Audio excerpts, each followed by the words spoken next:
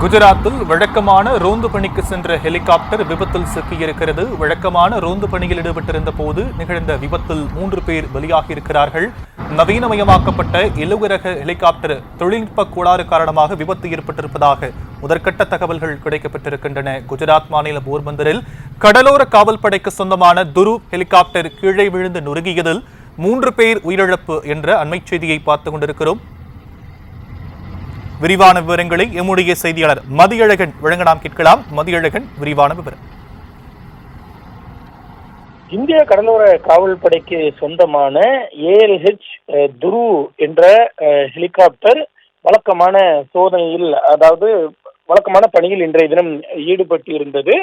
அப்பொழுது, அதாவது வழக்கமான பயிற்சி பணியில் ஈடுபட்டிருந்த பொழுது குஜராத்தின் போர்பந்தர் அருகே விழுந்து விபத்துக்குள்ளானதாக தெரிவிக்கப்பட்டிருந்தது. இந்த தகவலை அதிகாரப்பூர்வமாகவே இந்திய கடலோர காவல்படை தெரிவித்திருந்தது.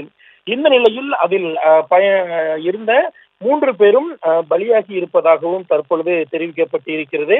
அவர்களினுடைய உடலானது போர்பந்தரில் இருக்கக்கூடிய அரசு மருத்துவமனைக்கு கொண்டு செல்லப்படக்கூடிய காட்சிகளும் தற்பொழுது வெளியாகி இருக்கின்றன.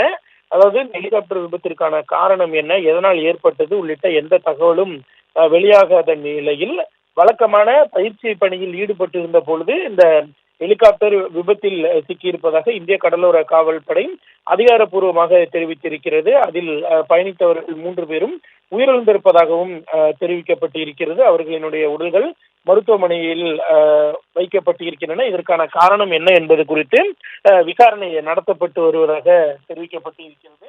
அதாவது இந்த விபத்து நடந்த காட்சிகளை வைத்து பார்க்கும் பொழுது இந்த ஹெலிகாப்டர் என்பது இறங்கும் பொழுதோ அல்லது ஏறும் பொழுதோ விபத்தில் சிக்கி இருக்கலாம் என்ற ஒரு தகவலும் கூறப்படுகிறது. இருப்பினும் என்ன நடந்தது என்பது தொடர்பாக விசாரணை நடத்தப்பட்டு வருவதாக இந்திய கடலோர காவல்படை சார்பில் தெரிவிக்கப்பட்டிருக்கிறது.